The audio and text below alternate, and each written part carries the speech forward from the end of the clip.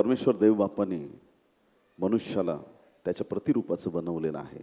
त्याच्या प्रतिरूपाचं म्हणजे अर्थात जसं तो पवित्र आहे तसं आपल्याला पवित्र बनवलं आणि त्याच्या योजनेनुसार प्रत्येक गोष्ट त्याने शब्दाने घडवली. परंतु मानवाच्या निर्मितीसाठी त्याचे पवित्र हात त्याला मातीमध्ये घालावे लागले. चिखलाच्या मध्ये त्याने आपल्या हातांचा उपयोग करून परमेश्वराने सुंदर रीतीनं मानवाची रचना केली. परमेश्वराची इच्छा होती की मनुष्याने त्याच्या आज्ञेत राहावं. आज्ञा पुष्कळ नव्हत्या, फक्त सांगण्यात आलं होतं की सगळ्या झाडांची फळं यथेच्छ खा, परंतु फक्त जे मधल्या झाडाचं फळ आहे ते मात्र खाऊ नकोस. परंतु मनुष्याचा हा पूर्वीपासून स्वभाव आहे, आजचा नव्हे. जे देव सांगेल करू नको ते करण्याकडची वृत्ती फार पूर्वीपासून आहे आणि त्याच वृत्तीमुळे फसवणुकीला तो सामोरे गेला आणि सैतानाच्या बोलण्यात मनुष्य फसला गेला आणि जे करायला नको ते करून बसला. आणि पापामध्ये पडल्यानंतर एक असा क्षण आला की मनुष्य आणि परमेश्वर यांच्यामध्ये एक आडभिंत तयार झाली. आणि ही आडभिंत अशी होती की त्या आडभिंतीमुळे परमेश्वर इतका पवित्र आहे की त्याला पाप मुळी चालत नाही. आणि त्या पवित्र परात्पर देवाला पाप न चालल्यामुळे किंवा त्याला असत्य चालत नाही, त्याला कुठल्याही प्रकारची अनिती चालत नाही, कारण तो पवित्र परमेश्वर आहे. आणि त्यामुळे आदाम हवेला त्याला एदेन बागेच्या बाहेर हाकलून द्यावं लागलं. आणि मग माणसाचा एक प्रवास सुरू झाला की या जगिक जीवनामध्ये जे शाप आले होते त्या शापांना घेऊन कसं तरी ढकलत आपलं जीवन पुढे जगायचं कशा ना कशा पद्धतीनं. आणि कुठल्या ना कुठल्या माध्यमातून देवाकडं जाण्याची ओढ मनुष्याकडं होती आणि मनुष्य देवाच्या सानिध्यात वाढण्याचा प्रयत्न करतो. पाप परत जगात वाढतं, जलप्रलय येतो, पाप वाढत राहतं, परमेश्वर दया करत राहतो आणि मनुष्याचं जीवन संकटांनी घेरलं गेलं. प्रियांनो, मनुष्याची धाव, मनुष्याची ओढ परमेश्वराकडे जरी होती, परंतु रक्तसिंचनाने जे पाप विमोचन होतं ते केवळ तात्पुरतं होत होतं. आणि म्हणून त्यांना वेगवेगळी समर्पणं इस्रायली लोकांना द्यावी लागत होती देवाच्या नियमाप्रमाणे. आणि एक सार्वकालिक रीतीनं मानवाची सुटका व्हावी म्हणून देवबापाने त्याच्या एकुलता एक पुत्राला येशू ख्रिस्ताला जगामध्ये पाठवलं. आजही विश्वासणारे तारणाचा अनुभव घेतल्यानंतर सुद्धा बऱ्याच वेळा कठीण प्रसंगांना आपल्याला सामोरं जावं लागतं. काही लोक खोटं शिक्षण देतात, ते म्हणतात येशूकडे या, तुमच्या जीवनात परत कधीच प्रॉब्लेम येणार नाही. पण मी म्हणतो की जे लोक येशूकडे येतात त्यांचे प्रॉब्लेम डबल करून मिळतात, कारण की सत्याला खूप अडचण आहे, असत्याला काही प्रॉब्लेम नाही. जे लबाडी करणार आहेत त्यांना काही प्रॉब्लेम नाही, जे खऱ्यापणाने चालतील त्या लोकांचा विरोध आहे, त्या लोकांना अडचणी आहेत, त्या लोकांना संकट आहेत. परंतु त्याही संकटात परमेश्वर आपला सांभाळ करता आहे. आमेन. स्तोत्रकर्ता स्तोत्रसंहिता 119 आणि 67 वचनामध्ये काय म्हणतो ऐका. स्तोत्र 119 आणि 67. मी पीडित होण्यापूर्वी भटकत असे, मी पीडित होण्यापूर्वी भटकत असे, पण आता मी तुझे वचन पाळत आहे. याचा अर्थ एक व्यक्ती जो आहे पीडित झालेला आहे, पीडित होण्यापूर्वी तो भटकला होता, भटकल्यामुळे पीडित झाला आणि पीडित झाल्यावर परत तो सुधारला आणि देवाची वचनं पाळायला लागला. परमेश्वराने दिलेला एक मार्ग आहे, सरळ मार्ग आहे. परंतु खूप लोक परमेश्वराच्या मार्गापासून भरकटून जातात, भटकतात आणि त्यामुळे जीवनामधली शांती संपते, जीवनामधला आनंद संपतो आणि मनुष्य नको त्या गोष्टींमध्ये गुरफटत जातो. स्तोत्रकरिता म्हणत आहे की मी पीडित झालो, पण पीडित होण्यापूर्वी मी भटकलो होतो. म्हणजे सगळ्या प्रॉब्लेमची सुरुवात भटकणं आहे. देवाने आपल्याला सरळ मार्ग दिलेला आहे, त्या मार्गापासून ज्यावेळेस आपण विचलित होतो त्यावेळेस आपल्या जीवनावरती संकट येतात. आणि विश्वास नसेल शास्त्रेचं पूर्ण पुस्तक वाचा. शास्त्रे का व्हायचे? का बरं शास्ते अस्तित्वात आले? शास्त्यांना देवाने का उभं केलं? कारण की हे इस्रायल लोक जे होते त्यांच्यावर राजा नव्हता.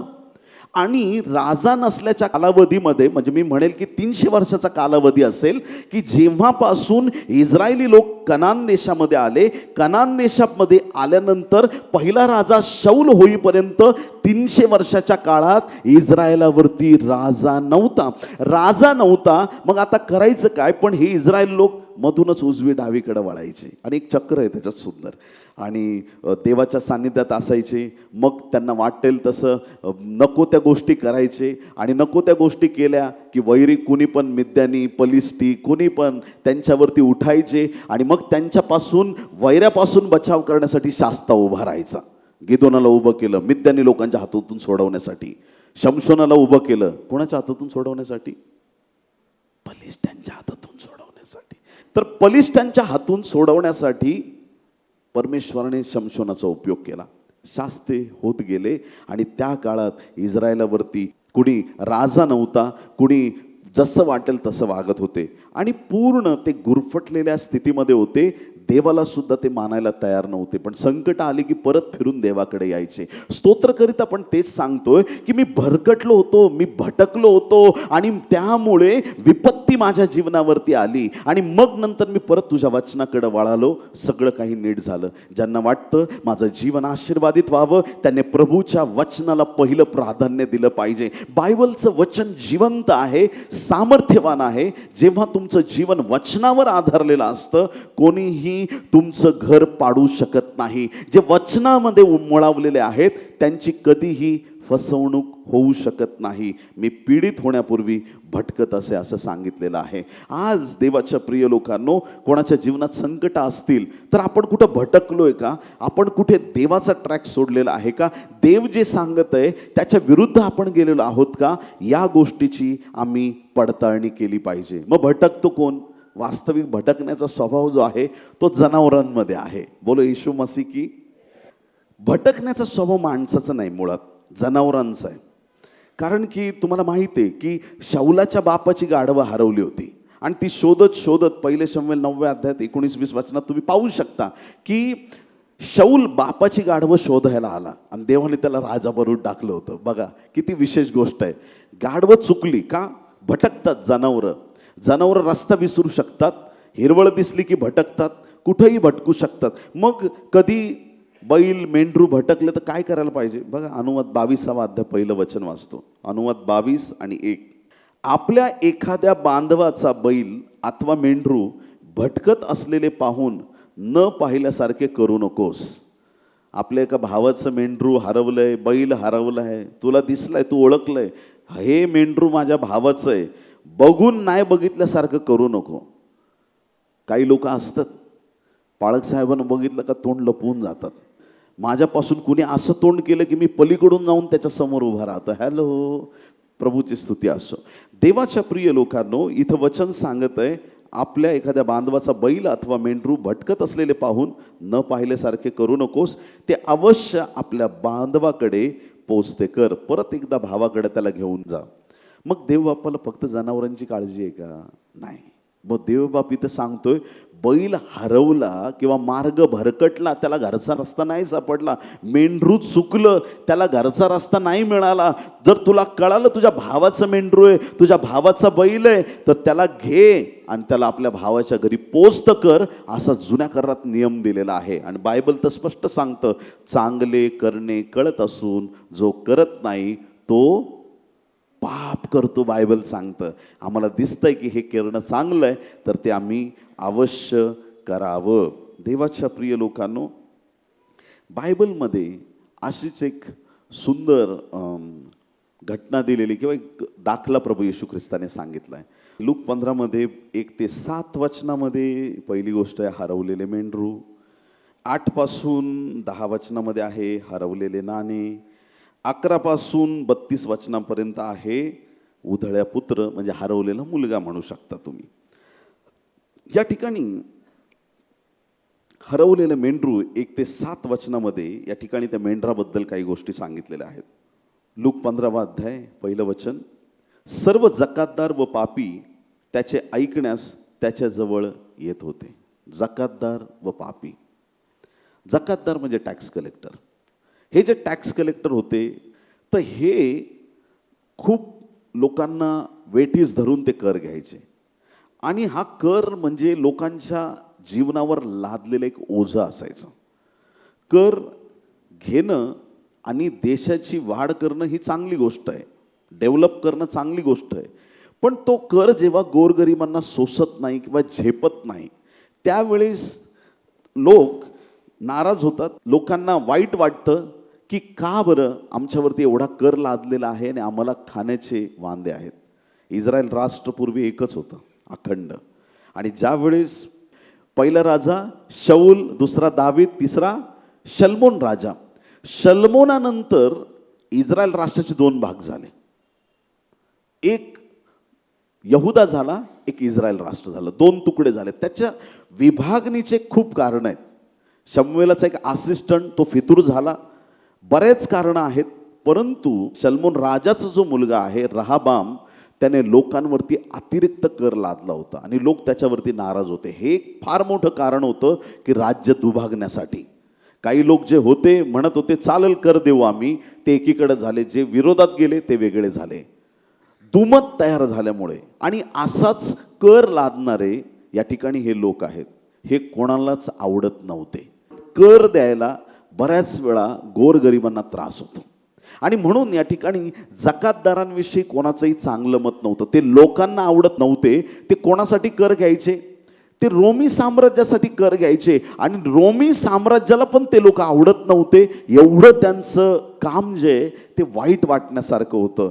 एकदम ओरबाडून घेण्याचं काम या जकातदारांचं होतं. लोक त्यांना ज्या वाईट स्त्रिया आहेत किंवा लुटारू आहेत, डाकू आहेत, दरोडेखोर आहेत, त्यांच्या लेवलमध्ये जकातदारांना बघायचे आणि त्यांच्याकडे बघण्याचा दृष्टिकोन खूप वाईट होता लोकांचा. पण काय व्हायचं की हे जकातदार, ज्यांना जगाने म्हटलं एकदम पापी आणि वर्स्ट लोक आहेत, जे पापी लोक आहेत, ते येशू ख्रिस्ताचं बोलणं ऐकायला यायचे. प्रभूच्या बोलण्यात ही ताकद होती की सगळे जकातदार प्रभूचं वचन ऐकायला यायचे. पापी लोक प्रभूचं वचन ऐकायला यायचे. मग तेवढ्यावर थांबलं का? नाही. दुसऱ्या वचनात ऐका, तेव्हा परुषी व शास्त्री ही अशी कुरकुर करू लागले की, याचा अर्थ शास्त्री आणि परुषी पण ऐकायला यायचे, पापी लोक पण ऐकायला यायचे, जकातदार पण ऐकायला यायचे. देवाचं घर हे सगळ्यांसाठी खुलं आहे. चर्च म्हणजे पवित्र लोकांचं शोरूम नाहीये प्रियांनो. चर्च म्हणजे अशी जागा नाहीये जिथं फक्त प्रार्थना करणारे लोक येतील. चर्च म्हणजे अशी जागा नाहीये जिथं फक्त पवित्र लोक येतील. चर्च म्हणजे अशी जागा नाहीये की जिथं फक्त बायबलचं पूर्ण ज्ञान असणारे लोक येतील. चर्च ही अशी जागा आहे जिथं पापी येतील आणि उद्धार प्राप्त करतील. चर्च एक अशी जागा आहे ज्यांना जगाने धिक्कारलंय ते मंडळीत येतील आणि त्यांचा जीव वाचला जाईल. हालेलुया. चर्च अशी जागा आहे. या ठिकाणी सगळे आलेत प्रभूचं वचन ऐकायला. जकातदार आलेत, पापी लोक आलेत, परुष आले, शास्त्री आले. पण शास्त्री आणि परुषी कुरकुर करतायत. त्यांना दोन ऑब्जेक्शन होते येशू ख्रिस्ताविषयी महत्वाचे. त्यातलं पहिलं ऑब्जेक्शन असं आहे, हा पाप्यांना जवळ करून, म्हणजे हे जे जकातदार आहेत एवढे पापी आहेत, यांना जवळ पण उभे करायचं नाही, यांच्या वाऱ्याला पण उभं राहायचं नाही. अशा लोकांना हा जवळ करतो. नुसतं जवळ करत नाही, त्यांच्याबरोबर जेवतो. ह्या दोन गोष्टींचा त्यांना खूप प्रॉब्लेम होता आणि त्यामुळं ते येशू ख्रिस्तावर नाराज होते. प्रभूचं शिक्षण चांगलं होतं, प्रभू चमत्कार करत होता, अद्भुत गोष्टी करायचा, पण हा पापी लोकांना जवळ का करतो याचा त्यांना फार राग येत होता. हा पाप्यांना जवळ करतो आणि त्यांच्याबरोबर भोजन करतो. ह्या गोष्टी त्या लोकांना, शास्त्री पुरुषांना मुळीच आवडत नव्हत्या. देवाच्या प्रिय लोकांनो, अशा प्रकारचा त्यांचा स्वभाव आहे. कारण हे शास्त्री परुषी कोण होते? हे परुषी लोक कोण आहेत? हे शास्त्रीय कोण आहे? बायबलचा कडक अभ्यास करणारे लोक आहेत. नियम शिकून शिकून शिकून ते नियमात एवढे पारंगत झाले होते का त्यांना प्रत्येक ठिकाणी त्यांना नियमच दिसायचे. क्रिकेटरशी जरा 5 मिनिटं गप्पा मारा, तो पुढच्या 5-10 मिनिटात 4-6 वरतीच येणार. पुढच्या 5 मिनिटात त्याचा पूर्ण बोलणं क्रिकेट विषयीच असणार. चित्रकाराशी 2 मिनिटं बोला, तो थोड्या वेळात रंगांबद्दलच बोलायला सुरुवात करणार. जो आपल्या फील्डमधला आहे तो त्याच्या फील्डविषयी बोलत राहणार. हे कायदे पंडित होते, एकदम हुशार.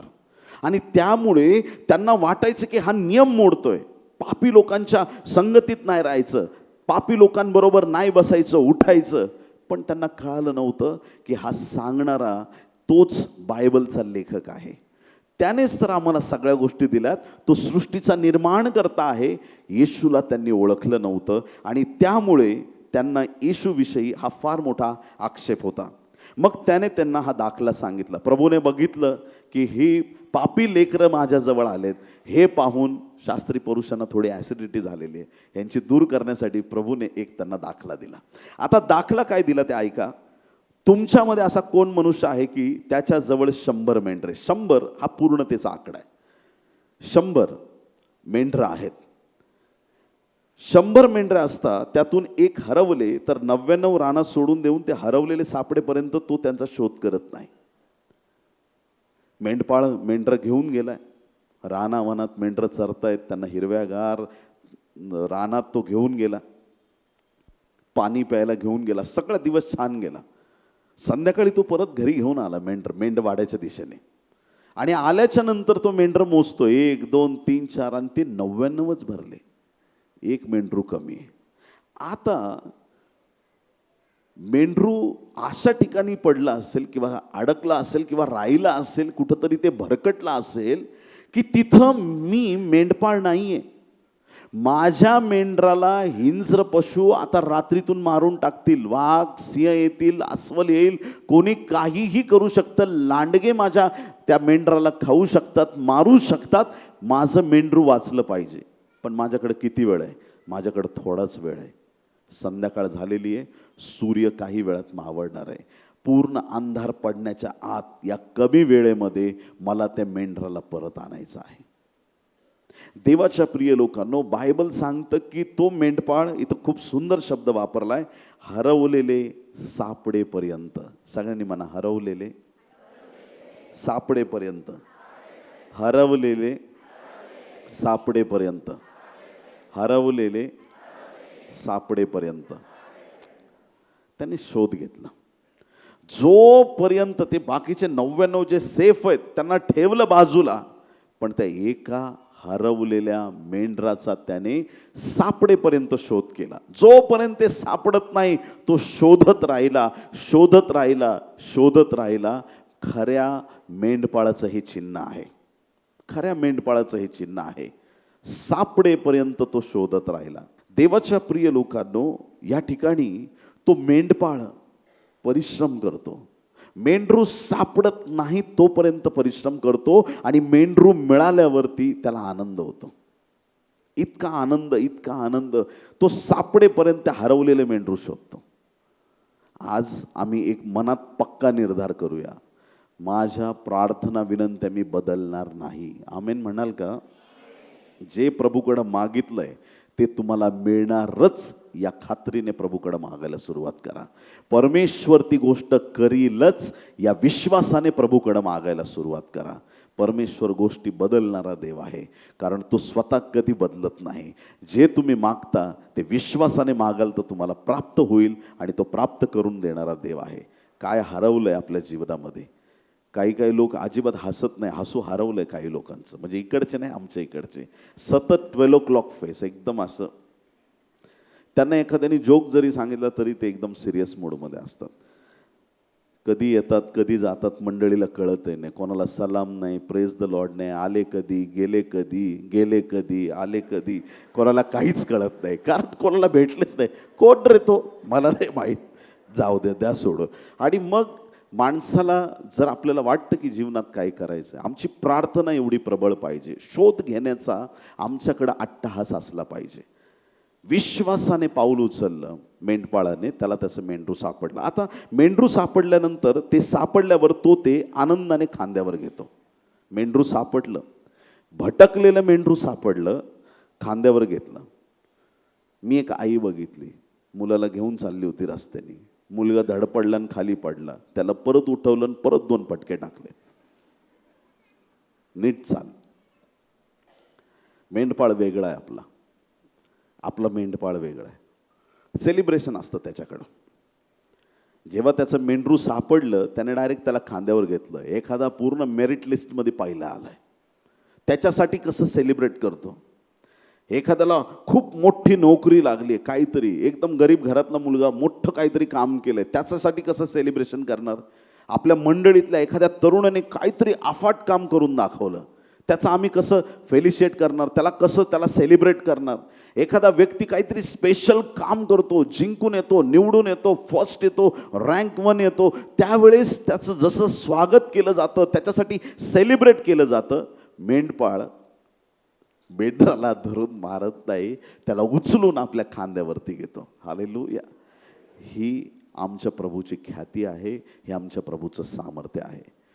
तो पाप्यांना कधीच दोष लावत बसत नाही. तू असा आहेस, तू तसा आहेस, हे सैतानाचं काम आहे.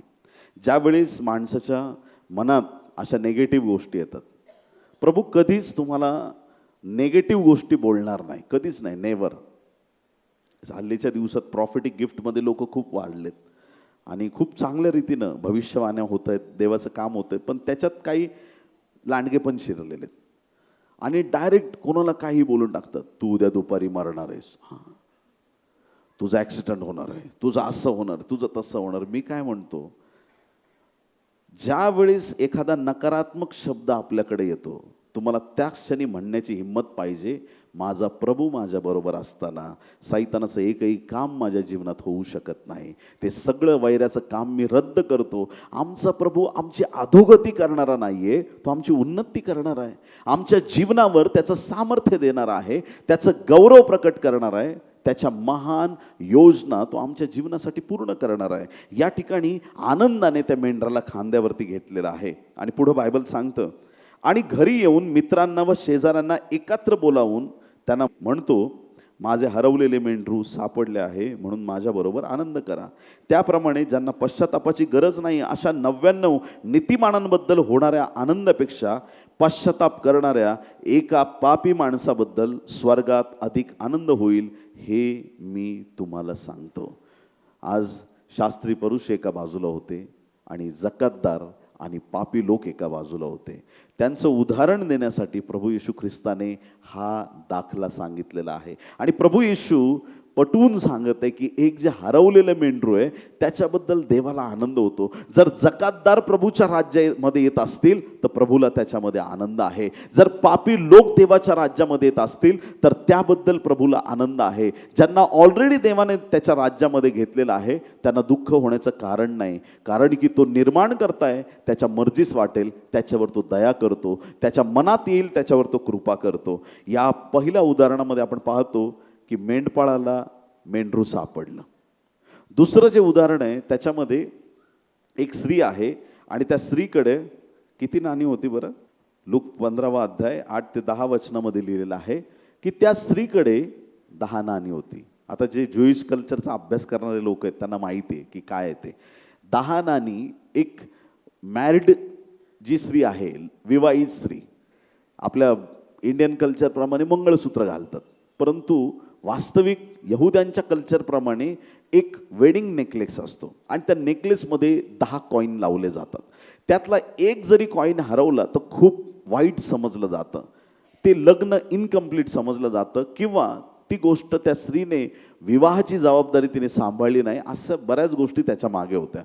10 नाण्यांपैकी एक नाणं हरवलं आणि त्या स्त्रीने दिवा पेटवला आणि त्या स्त्रीने सगळ्या घरात शोधून काढलं आणि सगळीकडे शोधल्यानंतर तिला नाणं सापडलं.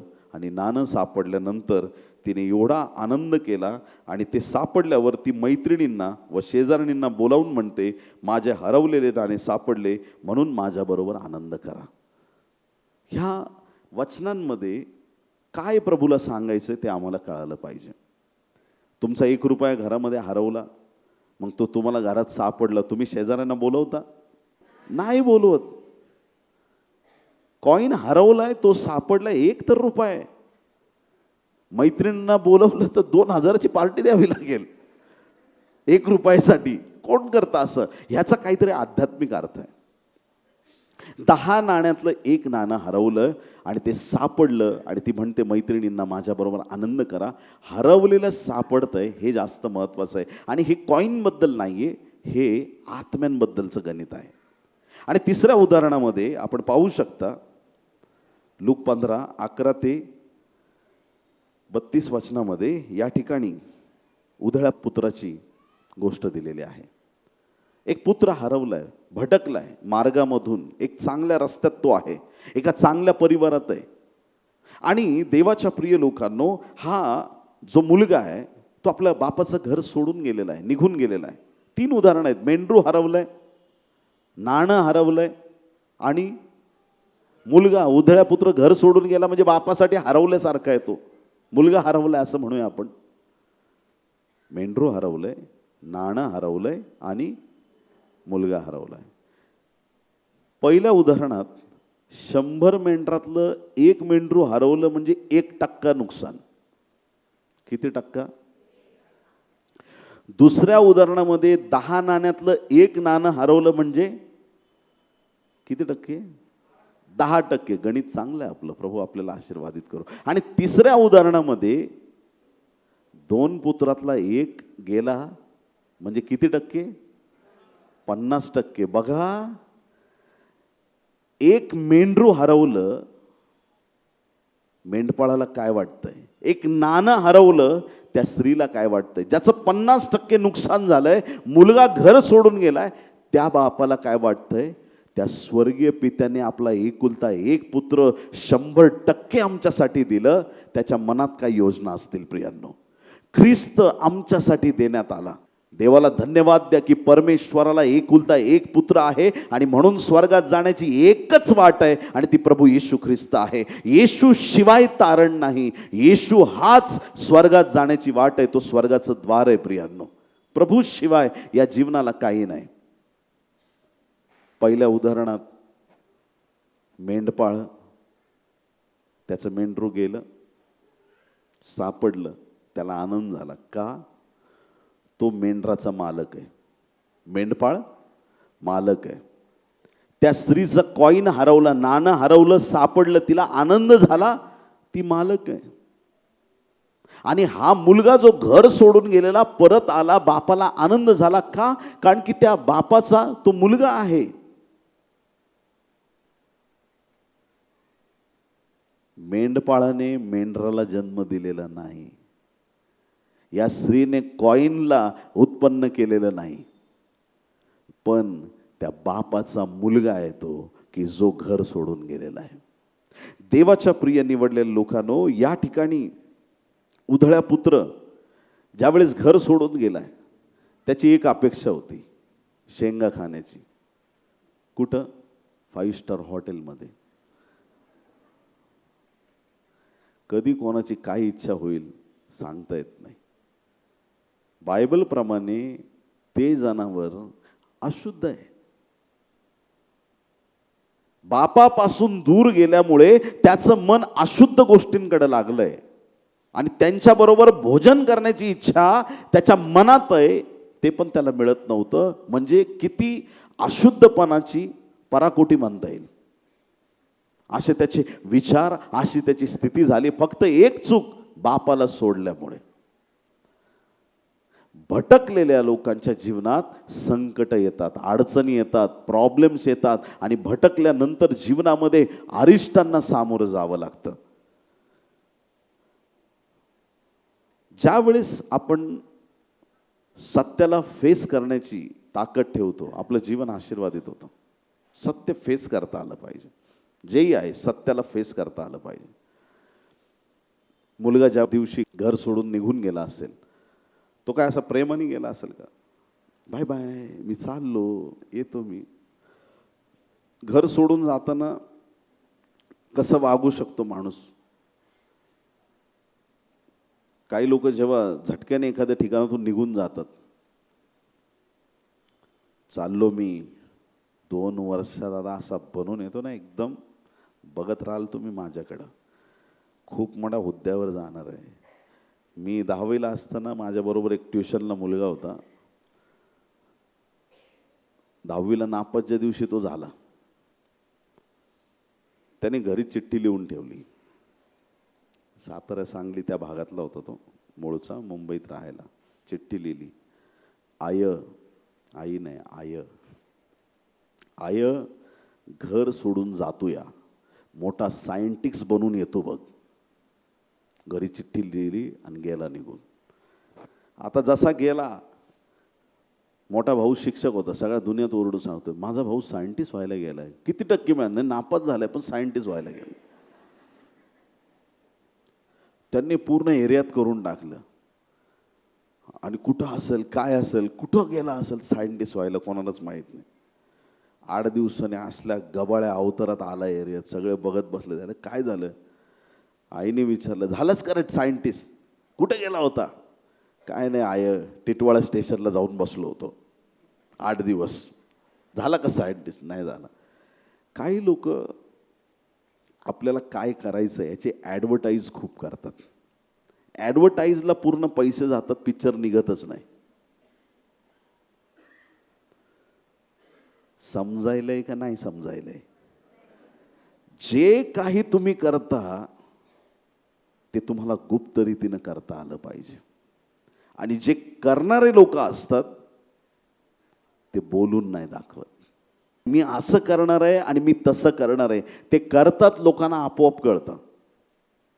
आणि ज्या गोष्टी तुम्हाला करण्यासाठी देवाने सांगितलेलं आहे, कधी कधी असं होतं प्रियांनो, एखादा व्यक्ती दुष्टात्म्याने पीडित असतो, तुम्हाला माहीत नसतं याच्यात दुष्टात्मा आहे, तुम्ही बोलून मोकळे होता, इन्फॉर्मेशन सैतानापर्यंत तुम्ही स्वतः पोहोचवलेली आहे. आणि त्या दिवसापासून तुमच्या कामात एवढ्या अडचणी तुम्हाला यायला सुरुवात होतील ना, मी सांगतो तुम्हाला, तुम्ही हात घालाल तिथं सोपे सरळ कामं नीट होणार नाहीत. अडचणी तुम्ही विचार करा, झालंय काय नेमकं? आमंत्रण दिलंय आपण त्याला, या आणि मला अडचणी निर्माण करा. मग आम्ही ज्यावेळेस बोलतो त्यावेळेस आमचं बोलणं देवाला भिवून पाहिजे, दिखाव्याचं नकोय. उधळ्या पुत्र रागात निघून गेला असेल, पण ज्यावेळेस त्याला परत यायचंय, त्याने ठरवलं माझ्या बापाला मला फेस करायचंय. माझ्या पित्याच्या घरी जे काम करणारे लोक आहेत त्यांच्याकडे पण उत्तम आणि चांगलं जेवण आहे, त्या लोकांना मुबलक आहे. मी बापाकडे जाईल मुलगा म्हणून नाही जात, एक चाकर म्हणून मी त्याच्याकडे जाईल, एक नोकर म्हणून मी त्याच्याकडे जाईल. या ठिकाणी देवाच्या प्रिय लोकांनो, हा उधळ्या पुत्र निर्णय घेतो की मी परत बापाकडे जाईल. आणि बापाकडे जाऊन मी बापाला विनंती करेल की मला तुमचा नोकर म्हणून स्वीकार. पण काय स्थिती आहे बघा, ज्यावेळेस तो उधळ्या पुत्र परत येतो त्याची काय स्थिती आहे? ज्या वेळेस तो बापाच्या घरी होता, तो त्याच बापाचा मुलगा म्हणून त्याचा अधिकार आहे. बापाकडून संपत्ती घेतली तरी तो त्या बापाचा मुलगाच आहे, नातं बदललं नाही. तो घर सोडून गेला तरी त्याच बापाचा तो मुलगा आहे. त्याच्या जीवनातली संपत्ती त्याने उधळली तरी त्याच बापाचा तो मुलगा आहे. डुकरापुढच्या शेंगा खाण्याची इच्छा झाली तरी त्याच बापाचा मुलगा आहे. पश्चातापी मनाने परत माघारे आला तरी त्याच बापाचा मुलगा आहे. मला हेच सांगायचं आहे की जे पित्याबरोबर तुमचं नातं आहे ते कशानेच तुटणार नाही. आम्ही देवाची लेकरं आहोत आणि देवाची लेकरं म्हणूनच आपण राहणार आहोत. ज्यावेळेस तो परत आला आणि त्याला आता विनंती करायची की बाबा मला नोकर म्हणून स्वीकारा, तो काही बोलण्याच्या आत त्याच्या अपराधांवरती बापाने पांघरून घातलं. त्याला क्षमा करण्यात आली, त्याच्यावरती दया करण्यात आली. बाप लांबूनच त्याला बघतो आणि बाप त्याच्याकडे धावत जातो. बाप त्याला मिठी मारतोय, बाप त्याला जवळ घेतोय, बाप त्याचा स्वीकार करतोय.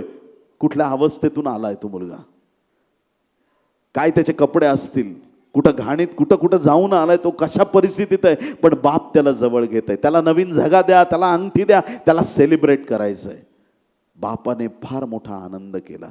आणि हे रिस्टोरेशन देवाच्या प्रिय लोकांनो या ठिकाणी आपल्याला पाहायला मिळतंय.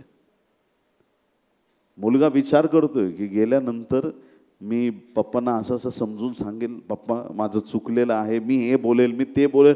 त्यांनी जे पण बोलण्याचे प्लॅन केले होते ते सगळे व्यर्थ गेले. कारण की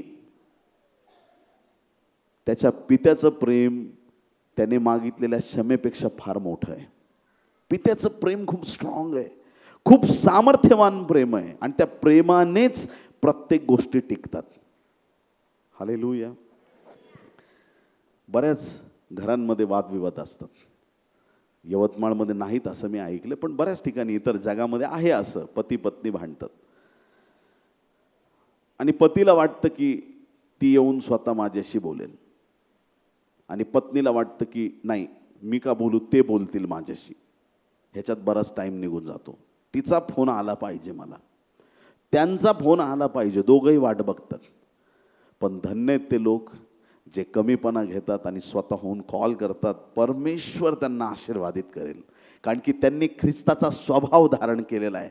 त्या मुलाची चूक आहे, त्याने माफी मागायच्या आत बाप माफ करून टाकतोय. हा ख्रिस्ताचा स्वभाव आमच्यात असला पाहिजे, क्षमेचा स्वभाव. समोरच्याची चूक असली तरी आपण स्वतःहून त्यांच्याशी बोलावं, ही देवाची इच्छा आहे.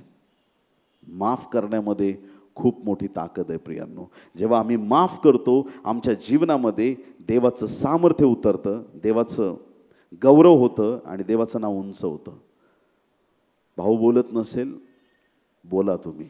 बहीण बोलत नसेल, तुम्ही स्वतःहून बोला. ज्याला खरा ख्रिस्त कळालाय तो या सगळ्या गोष्टींमध्ये अडकून राहत नाही प्रियांनो. या जगात आम्ही टेम्पररी आहोत, आमचं परमनंट घर स्वर्ग आहे आणि त्यासाठी आम्हाला स्वतःला तयार करणं गरजेचं आहे.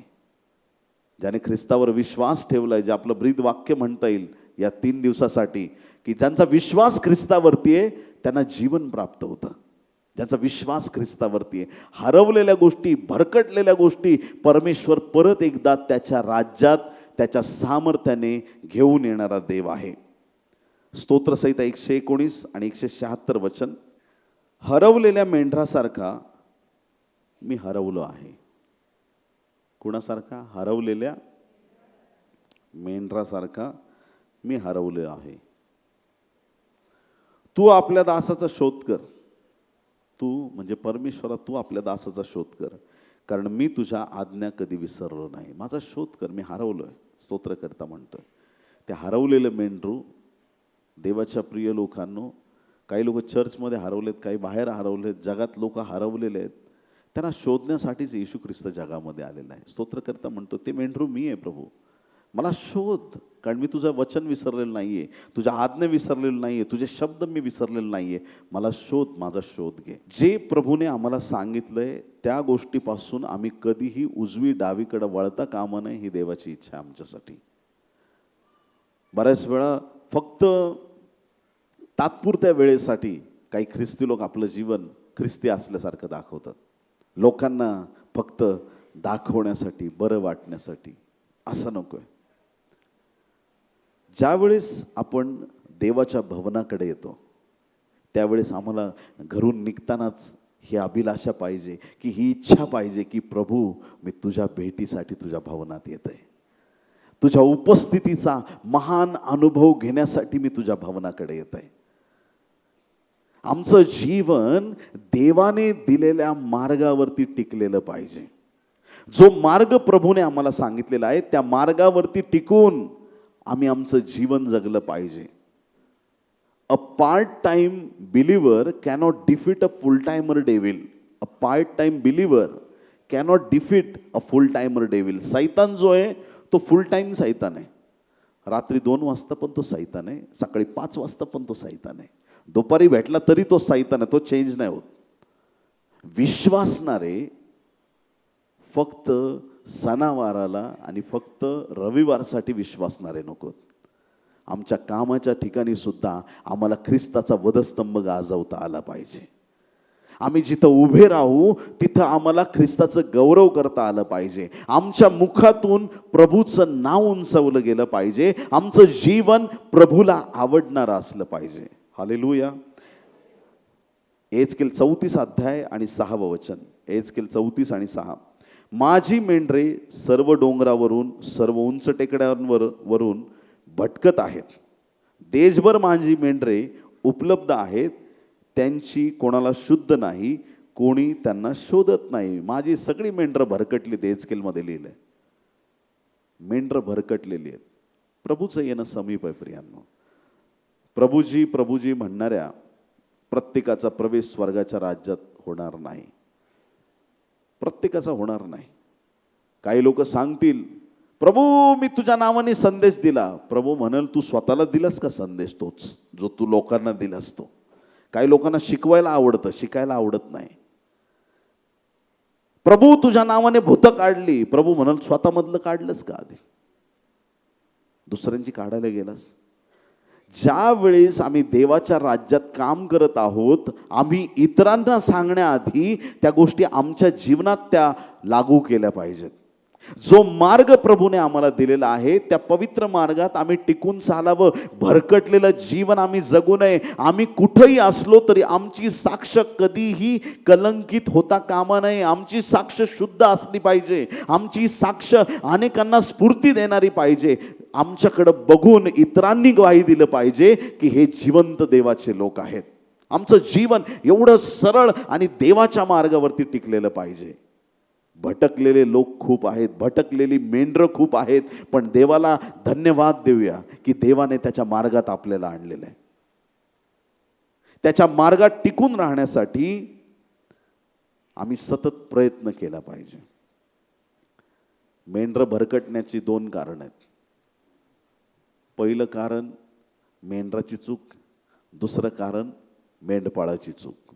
दोघांकडून चुका होऊ शकतात. यशा 53 आणि 6 ऐका.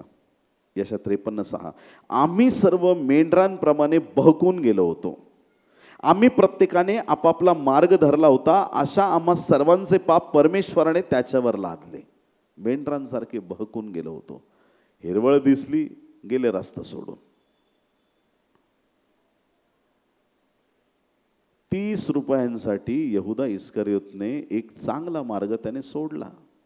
श्रीमंत तरुण येशूकडे येतो, प्रश्न विचारतो, सार्वकालिक जीवनासाठी मी काय करू? प्रभू त्याला धाड धाड धाड धाड सगळ्या गोष्टी सांगतो. तो म्हणतो अजून काहीतरी सांगा.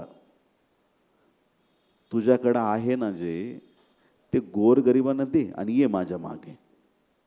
खाली मान घालून तो निघून गेला. का? कारण तो खूप श्रीमंत होता. त्याला कळालंच नाही येशू नावाचं धन त्याला आज मिळालं असतं. आज जर त्या तरुणाने असं म्हटलं असतं की होय प्रभू मी तयार आहे, त्यांनी संपत्ती सोडली असती, त्याला स्वर्ग राज्याची संपत्ती मिळाली असती आणि त्या दिवसापासून येशूला 12 नाही, येशूला 13 शिष्य असले असते. परंतु त्याने खाली मान घातली, तो निघून गेला. देवाच्या प्रिय लोकांनो, मेंढरं भरकटतात कारण की जगातल्या गोष्टी किंवा सैतानाचे मोहपाश त्यांना खेचण्याचा प्रयत्न करतात. योहान 10वा अध्याय 11 ते 13 वचनं. योहान 10, 11 ते 13 वचनं. मीच उत्तम मेंढपाळ आहे. येशू म्हणत आहे मीच उत्तम मेंढपाळ आहे. उत्तम मेंढपाळ मेंढरांकरता आपला प्राण देतो. जो मेंढपाळ नाही तर मोलकरीच आहे. ज्याची स्वतःचे मेंढरे नाहीत तो लांडगा येत असलेला पाहून मेंढरे सोडून पळून जातो आणि लांडगा त्यांच्यावर झडप घालून त्यांची दाणादाण करतो. मोलकरी पळून जातो कारण तो मोलकरीच आहे आणि त्याला मेंढरांची काळजी नाही. जे खोटा मेंढपाळ म्हणता येईल याला, जो मेंढपाळ लबाड मेंढपाळ आहे, त्याची चूक ही आहे की तो खरा मेंढपाळ नसल्याने त्याने मेंढर तसाच सोडून, लांडगा आला की तो स्वतःचा जीव वाचून पळून जाईल, पण खरा मेंढपाळ मेंढरांची काळजी घेतो. येशू ख्रिस्त उत्तम मेंढपाळ आपल्याला देवाने दिलेला आहे.